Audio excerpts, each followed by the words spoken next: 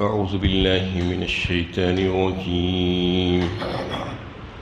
بسم الله الرحمن الرحيم. الذين يتبعون الرسول النبي الأمي الذي يجدونه مكتوبا عندهم في التوراة والإنجيل يأمرهم بالمعروف وينهاهم عن المنكر ويحل لهم الطيبات ويحرم عليهم الخبائث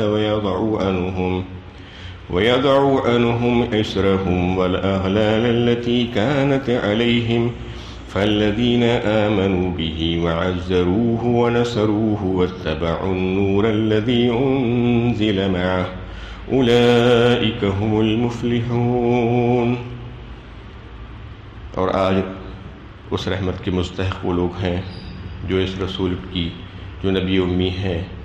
پیروی کریں گے، جس کا ذکر وہ اپنے یہاں تورات اور انجیل میں لکھا ہوا پاتے ہیں. وہ انہیں بھلائی کا حکم دیتا ہے، برائی سے روکتا ہے، اور ان کے لیے پاک چیزیں حلال اور ناپاک چیزیں حرام ٹھہراتا ہے. ان پر سے وہ بوجھ اور توق اتارتا ہے جو ان پر پڑے ہوئے تھے. تو جو لوگ اس پر ایمان لائے اور اس کی حمایت اور مدد کی، اس نور کی پیروی کی جو اس کے ساتھ اتارا گیا ہے، وہی فلاح پانے والے ہیں. یہ سورہ اعراف کی 157 نمبر کی آیت ہے. گزشتہ درس سے بھی اس پر بات چل رہی تھی. یہ بڑی اہم آیت ہے. آپ صلی اللہ علیہ وسلم کے تعلق سے آپ کے فضائل اور آپ کے علامات اور آپ کے کمالات کا اظہار اللہ تعالیٰ نے نہ صرف قرآن کریم میں کیا ہے بلکہ دیگر مذاہب کی کتابوں میں بھی اس کا تذکرہ پہلے ہی سے فرما دیا گیا، اور بڑی تفصیل کے ساتھ اللہ تعالیٰ نے دیگر مذہبی کتابوں میں بھی اس کا تذکرہ فرمایا ہے. جو دیگر مذہب کے لوگ اپنے پاس جو کتابیں رکھتے ہیں، مذہبی کتابیں، یہاں پر تورات اور انجیل کا ذکر کیا گیا. اس کے علاوہ بھی بہت سی ایسی کتابیں ہیں جو دیگر مذاہب کے پاس ان کی کتابوں میں بھی اس کا تذکرہ ملتا ہے. جیسا کہ کل ہی اس کی بات چل رہی تھی کہ ہمارے ہم وطن بھائی ہندو، ان کے پاس جو ان کی مذہبی کتابیں ہیں، ان کے پاس بھی کئی کتابوں میں آپ صلی اللہ علیہ وسلم کے تعلق سے یہ ساری باتیں ملتی ہیں. اور کلی کی اوتار کے تعلق سے جو وہ لوگ منتظر تھے، تو ان کے خود کے بڑے بڑے فاضل پنڈت نے یہ بات ثابت کر دی کہ کلی کی اوتار کوئی اور نہیں ہے بلکہ سوائے محمد صلی اللہ علیہ وسلم کے. اور ان کے ویداس وغیرہ میں بھی جو باتیں ملتی ہیں جس انسان کے تعلق سے کہ جو پرمیشور اور بھگوان دنیا میں اور زمین پر جب بدی پھیل جاتی ہے اور ظلم حد سے زیادہ آگے بڑھ جاتا ہے، تو اس کو مٹانے کے لیے ایک انسان کو بھیجتے ہیں. تو وہ انسان کوئی اور نہیں، محمد صلی اللہ علیہ وسلم ہی ہے. اس لحاظ سے دیگر مذاہب کے لوگوں کے سامنے بھی یہ بات واضح کر دی گئی، چونکہ وما ارسلناک الا رحمۃ للعالمین فرمایا اللہ تعالیٰ نے سورہ انبیاء 17ویں پارے میں. آپ صلی اللہ علیہ وسلم کو نہیں بھیجا مگر ساری دنیا کے لیے رحمت بنا کر. یعنی آپ صرف مسلمانوں کے لیے ہی رحمت اور نعمت نہیں ہے بلکہ ساری انسانیت کے لیے،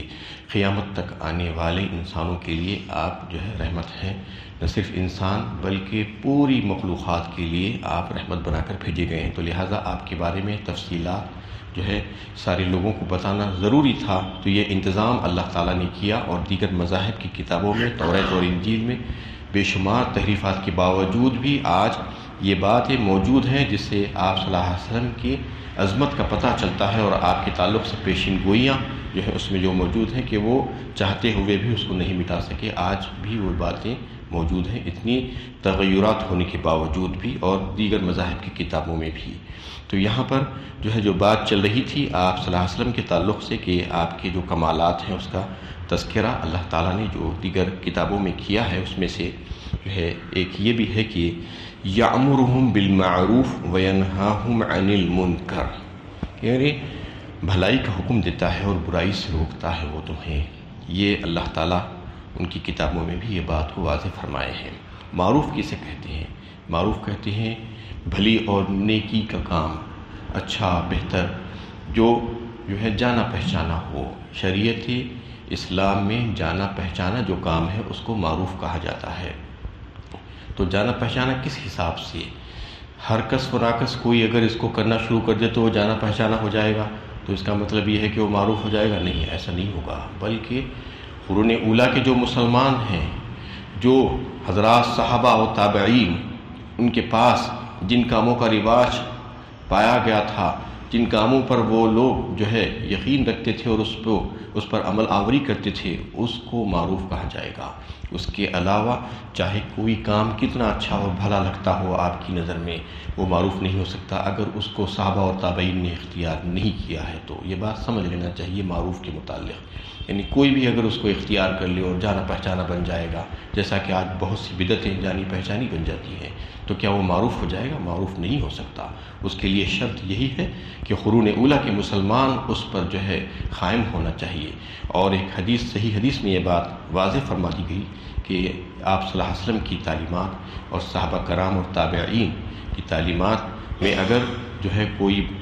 چیز نہیں ہے، کوئی عمل نہیں ہے، تو پھر اسے محدثات الامور کہا جائے گا، وہ بدعت کہی جائے گی اور اس کو گمراہی قرار دیا ہے، اور گمراہی کا ٹھکانہ جہنم کے سوا اور کچھ نہیں ہے۔ بدعت اور گمراہی جو ہے اس کا ٹھکانہ جہنم ہے۔ تو کوئی بھی کام اپنی مرضی سے نہیں کیا جا سکتا، بلکہ وہی کام جو آپ صلی اللہ علیہ وسلم نے کیا ہو، یا آپ کے صحابہ کرام نے کیا ہو، یا تابعین نے اس کو اختیار کیا ہو، تو ہی اس کو جو ہے کیا جا سکتا ہے۔ اس کے علاوہ دیگر سارے کام معروف نہیں کہلائیں گے۔ اور منکر کی تعریف یہ ہے کہ اجنبی کام شریعت اسلام سے جو ہے جو جانا ہوا نہیں ہے، وہ منکر کہلائے گا۔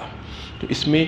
آپ صلی اللہ علیہ وسلم کی صفات میں سے یہ بھی واضح کیا گیا کہ آپ امر بالمعروف اور نہی عن المنکر کا فریضہ انجام دینے والے ہوں گے، بھلائی کا حکم دیں گے اور برائی سے لوگوں کو روکنے والے ہوں گے۔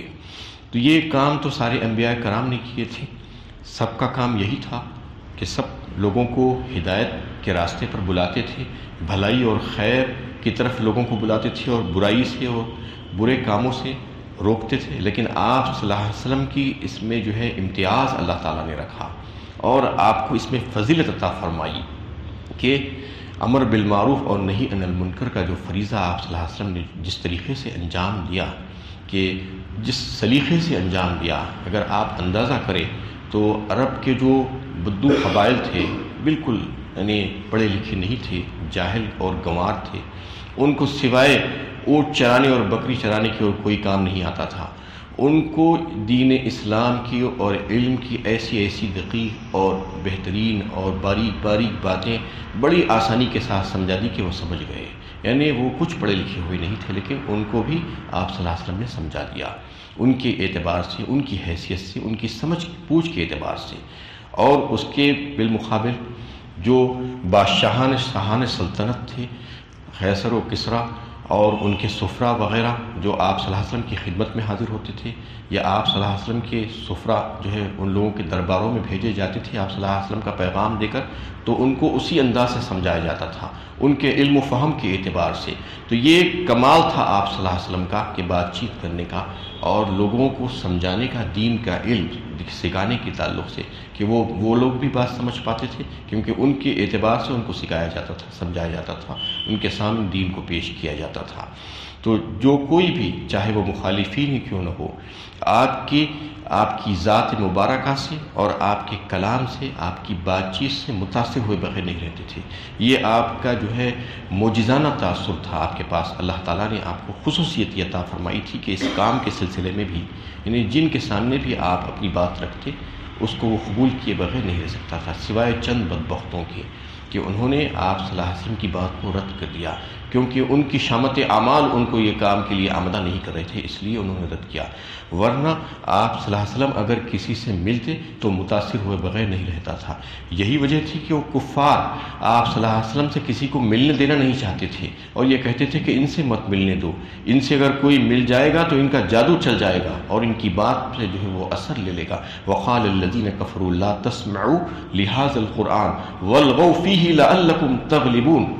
سورہ حامیم سجدہ 24ویں پارے میں جو ہے اس کا تذکرہ آیا کہ قرآن کو مت سننے دو، یہ قرآن کو اگر سنا دیں گے کسی کو، یعنی آپ صلی اللہ علیہ وسلم کی زبانی اگر کوئی قرآن سن لیتا تو پھر اس کے بعد متاثر ہونا ضروری تھا وہ۔ اور آپ صلی اللہ علیہ وسلم کا طریقہ کار یہی ہوتا تھا کہ کسی سے بھی اگر ملتے تو اس کو سب سے پہلے قرآن کی کچھ آیتیں تلاوت کر کے سنا دیتے تھے۔ تو وہ لوگ یہ چاہتے تھے کہ آپ کے ذریعے سے کوئی قرآن بھی نہ سننے پائے، اور ان میں شور و غل مچاؤ اور گڑبڑ کرو تاکہ لوگ جو ہے سننے نہ پائیں کہ آپ کیا کہہ رہے ہیں۔ تو یہ کیفیت آپ صلی اللہ علیہ وسلم کی تھی، اللہ تعالیٰ نے آپ کو یہ خصوصیت عطا فرمائی تھی۔ اس کے بعد اور ایک جو ہے آپ کی صفت کا اللہ تعالیٰ یہاں پر تذکرہ فرما رہے ہیں کہ وَيُحِلُّ لَهُمُ الطَّيِّبَاتِ وَيُحَرِّمُ عَلَيْهِمُ الْخَبَائِثَ، یعنی آپ حلال کریں گے پاک چیزوں کو، یعنی پاک چیزیں جو ہوں گی اس کو حلال فرمائیں گے اور ناپاک چیزوں کو حرام ٹھہراتے ہیں۔ یہ بھی آپ کی صفت ہوگی، اس کا تذکرہ اللہ تعالیٰ نے فرما دیا تھا پہلے ہی۔ مطلب یہ تھا کہ جو چیزیں اچھی اور نفیس اور پاک ہوگی انسانی صحت اور جسم کے لیے، اس کی روح کے لیے، وہ ساری چیزوں کو آپ صلی اللہ علیہ وسلم حلال قرار دیں گے، کیونکہ اب اس کے بعد اور کوئی مزید شریعت آنے والی نہیں ہے قیامت تک کا، اور اس کے لیے جو ہے آپ صلی اللہ علیہ وسلم ساری پاک چیزوں کو حلال قرار دیں گے۔ یہ اس وجہ سے کہ پچھلی امتوں میں بہت سی ایسی چیزیں تھیں جس کو جو اچھی اور طیب بھی تھی، لیکن اس کے باوجود ان قوموں کی شرارت اور سرکشیوں کی وجہ سے ان کے اوپر حرام کر دی گئی تھی وقتی طور پر۔ دین میں یہ بات مقصود نہیں تھی اصلاً، لیکن ان کی شرارت کی وجہ سے یہودیوں کے اوپر بہت سی چیزوں کو حرام کر دیا گیا تھا۔ اس سے پہلے سورہ مائدہ میں بھی جو یہ بات آ رہی تھی کہ تمام ناخن والے جانور اور ان کی چربیاں یہ سب کی سب جو ہے ان کے اوپر حرام کر دی گئی تھی۔ یہ تمام چیزیں جو پاک تھی آپ صلی اللہ علیہ وسلم نے آ کر اس کو پھر سے جو ہے حلال کر دیا، جس کو وقتی طور پر حرام کر کے رکھا گیا تھا ان کی شرارتوں کی وجہ سے، اور جو خبیث اور بری اور گندی چیزیں ہیں اس کو جو ہے حرام ٹھہرائیں گے۔ بہت سی ایسی چیزیں جس کی حرمت آپ صلی اللہ علیہ وسلم نے واضح فرما دی، جیسے شراب کی حرمت ہے، ایسے جو ہے خون اور مردار کی حرمت، بد جانور کی حرمت اور حرام جانور، یہ ساری جو خبیث اور گندی چیزیں تھیں جو انسانیت کے لیے، انسانی جسم اور انسانی روح کے لیے، وہ ساری چیزوں کو آپ صلی اللہ علیہ وسلم نے حرام قرار دیا، جس سے انسانیت کو فائدہ نہیں بلکہ نقصان پہنچتا تھا۔ اور اس کے علاوہ جو حرام ذرائع سے کمائی ہے اس کو بھی آپ صلی اللہ علیہ وسلم نے جو ہے حرام قرار دے دیا، جیسا کہ سود کی کمائی ہو یا رشوت کی کمائی یا اور کوئی ایسے حرام ذرائع سے کمائی کو بھی آپ صلی اللہ علیہ وسلم نے حرام قرار دے کر کہا کہ یہ ذرائع استعمال نہیں کرنا چاہیے تمہیں۔ اور بعض حضرات نے تو یہ بھی کہا ہے کہ برے اخلاق اور برے طریقے، برے کردار بھی جو ہے اسی میں شامل ہے، اس کو بھی آپ صلی اللہ علیہ وسلم نے روکا اور منع فرمایا، یہ انسانیت کے لیے اچھا نہیں ہے۔ تو یہ ساری چیزوں کو آپ صلی اللہ علیہ وسلم نے جو اچھی تھی اس کو حلال قرار دیا، اور جو بری تھی، جو گندی تھی اور جو خبیث تھی اس کو حرام قرار دینے والے تھے اس کو آپ نے حرام قرار دیا۔ وَيَضَعُ عَنْهُمْ إِصْرَهُمْ وَالْأَغْلَالَ الَّتِي كَانَتْ عَلَيْهِمْ، ان پر سے وہ بوجھ اور وہ طوق اتارتا ہے جو ان پر پڑے ہوئے تھے۔ یعنی اس میں جو ہے ایک لفظ آتا ہے اسرا، اسرا کہتے ہیں بوجھ، اور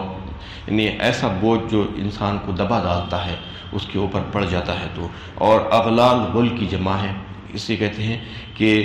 ایک مجرم کو جس کے ہاتھ اس کے گردن سے باندھ دیں تو کیسا ہو جاتا ہے، اس کی وہ کیفیت اس میں بتائی جا رہی ہے کہ یہ کیفیت جو تھی وہ کیفیت کو اللہ کے نبی صلی اللہ علیہ وسلم نے انہیں کھول دیا۔ جو بوجھ پڑے ہوئے تھے، جو پچھلی امتوں پر وہ بوجھ اور جو زنجیریں پڑی ہوئی تھی اس کو جو ہے اتار کر نیچے پھینک دیا۔ وہ کون سے بوجھ تھے؟ اس میں ایک تو یہ بات تھی کہ بہت سی ایسی بدعتیں ان قوموں نے رائج کر لی تھی، اور ان کے علماء اور ان کے پیشوا اور ان کے مقتداؤں نے اور دین اور شریعت کے بارے میں جو ہے ایسی ایسی غلط تعویلیں دے کر ان کو جو ہے امت کے اوپر ایک بوجھ بنا دیا تھا۔ وہ سارے بوجھ تھے۔ اس کے علاوہ بھی جو ہے کچھ ایسی چیزیں تھیں ان امتوں کی سرکشی کی وجہ سے، ان کی ہٹ دھرمی کی وجہ سے اللہ تعالیٰ نے ان کے اوپر بڑے سخت احکامات جو ہے نازل فرمائے تھے، جیسے کہ مثال کے طور پر کہ کوئی چیز اگر ناپاک ہو جائے، کپڑا جیسا ناپاک اور گندا ہو جائے تو امت محمدیہ میں اس کے لیے یہ ہے کہ اس کو پانی سے دھونے سے وہ صاف ہو جاتا ہے، پاکی ہو جاتی ہے اس کی، لیکن اس امت میں پانی سے دھونے سے اس کی پاکی نہیں ہوتی تھی، بلکہ اتنے حصے کو کاٹ دینا پڑتا تھا، کاٹ کر نکال دینا ضروری ہوتا تھا۔ اسی طریقے سے انہیں مال غنیمت کا جو معاملہ تھا، مال غنیمت امت محمدیہ کے لیے اللہ تعالیٰ نے حلال فرمایا ہے، لیکن دیگر امتوں کے لیے مال غنیمت حلال نہیں تھا، وہ اس کو استعمال نہیں کر سکتے تھے، بلکہ آسمان سے ایک آگ آتی اور اس کو کھا جاتی۔ اسی طریقے سے قصاص کا جو معاملہ تھا کہ قتل کے بدلے قتل، تو اس میں آج یہ سہولت ہے کہ امت محمدیہ میں کہ کوئی اگر یعنی عمدن کسی کو قتل کرے گا تو اس کے بدلے میں اس کو قتل کیا جائے گا، اور اگر خطا سے جو ہے کوئی ہو جائے قتل تو پھر اس کے لیے قتل کی سزا نہیں ہے۔ لیکن اس امت کے لیے جو ہے چاہے وہ قتل خطا سے ہو چاہے عمدن ہو، دونوں کے لیے قصاص لازمی تھا۔ ایسے ہی ہفتے کے روز یوم سبت، جسے اس کا تذکرہ آگے کے رکوع میں آ رہا ہے، اس روز شکار سے منع کر دیا گیا تھا، اس کو حرام قرار دیا گیا تھا ان تمام لوگوں کے لیے۔ تو یہ ساری پابندیاں اور سختیاں ان امتوں پہ اللہ تعالیٰ نے رکھی تھی، اور کوئی گناہ اگر کسی عضو سے ہو جائے تو وہ گناہ کو کاٹ دینا واجب تھا۔ یہ اتنی سختیاں تھیں ان امتوں میں، تو ان تمام سختیوں کو اور بوجھ کو آپ صلی اللہ علیہ وسلم نے اتار کر پھینک دیا۔ شریعت محمدیہ میں اللہ تعالیٰ نے آپ صلی اللہ علیہ وسلم کی برکت سے اور آپ کی طرف سے جو ہے اس کو آسان فرما دیا۔ تو آپ صلی اللہ علیہ وسلم نے اس کو واضح فرمایا کہ میں تمہارے لیے آسان اور سہل شریعت لے کر آیا ہوں، جس پر عمل کرنا تمہارے لیے انتہائی آسان ہے، اس میں کسی قسم کی کوئی مشقت بھی نہیں ہے اور کوئی گمراہی کا اندیشہ بھی نہیں ہے۔ یعنی اللہ تعالیٰ نے اب قیامت تک کے لیے جو شریعت بھیجی ہے وہ انتہائی معتدل شریعت ہے، اس میں کسی قسم کی کوئی تکلیف اور کوئی مشقت نہیں ہے۔ اس کو بڑی آسانی کے ساتھ اگر کوئی بندہ اچھی نیت سے کرنا چاہے تو وہ سارے احکامات پر پوری پابندی کر سکتا ہے، اور اگر نہ کرنا چاہے تو کچھ بھی نہیں کرے گا، ورنہ ہر چیز عمل کرنے کے قابل عمل ہے۔ ایسی ہی چیزیں اس شریعت میں، شریعت محمدیہ میں رکھی گئی ہیں جو انتہائی آسان ہے، جس میں ہر قسم کی سہولتیں اللہ تعالیٰ نے عطا فرما دی ہے، اور جہاں کہیں پر کوئی تھوڑی سی مشقت ہے تو پھر اس میں کنسیشنز اور رعایتیں بھی دے دی گئی ہیں، جیسا کہ وضو کرنے کے مسئلے پر جو ہے اگر کوئی قادر نہ ہو، وہ جو ہے اس کو پانی مہیا نہ ہو، یا اس کو بیماری کا خدشہ ہو، یا وہ بیمار ہو، تو پھر اس کے لیے یہ سہولت رکھ دی گئی ہے کہ وہ تیمم سے کام چلا لے وضو کے بجائے۔ اسی طریقے سے نماز سفر کی حالت میں جو ہے قصر کرنے کے لیے کہا گیا ہے۔ نماز کھڑے ہو کر اگر پڑھنے میں کوئی تکلیف ہے، بیماری ہے، پیر میں درد ہے تو بیٹھ کر نماز ادا کی جاتی ہے۔ یہ ساری سہولتیں بھی اسی شریعت میں رکھی گئی ہیں۔ اس شریعت میں جو ہے وضو کے بجائے تیمم بھی نہیں تھا، اور پھر جو ہے جیسا کہ نماز کے سلسلے میں آپ صلی اللہ علیہ وسلم کی جو خصوصیت 5 خصوصیتیں تھی، اس میں سے ایک خصوصیت یہ بھی ہے کہ ساری زمین کو پاک کر دیا گیا ہے، یعنی جہاں کہیں چاہے بندہ نماز ادا کر سکتا ہے، اپنی عبادت کر سکتا ہے۔ ان شریعتوں میں ایسا نہیں تھا، بلکہ خصوصی مقامات بنائے جاتے تھے اور وہیں پر جو ہے نماز کو ادا کرنا پڑتا تھا۔ تو یہ ساری سہولتیں آپ صلی اللہ علیہ وسلم کے ذریعے سے جو ہے آئیں گی، اس کا تذکرہ اللہ تعالیٰ نے ان تمام کتابوں میں بھی کر دیا، اور یہاں پر بھی جو ہے اس کو واضح فرما کر جو ہے بتا دیا گیا کہ یہ ساری خصوصیت والے، یہ کمالات والے، یہ اوصاف والے، یہ جو ہے نبی تمہارے لیے آنے والے ہیں، اور ان پر تم کو ایمان لانا۔ آگے جو ہے آیت کے آخری حصے میں جو ہے حکم دیا جا رہا ہے کہ اب تم کو کیا کرنا ہوگا، ان پر ایمان لا کر ان کی مدد کرنا، ان کی حمایت کرنا، ان کی تائید کرنا، ان کے لائے ہوئے دین کو قبول کرنا، اور جو ہے اس پر عمل کرنا۔ یہ سارے احکامات انشاءاللہ کل اس پر گفتگو ہوگی۔ وآخر دعوانا الحمدللہ رب العالمین۔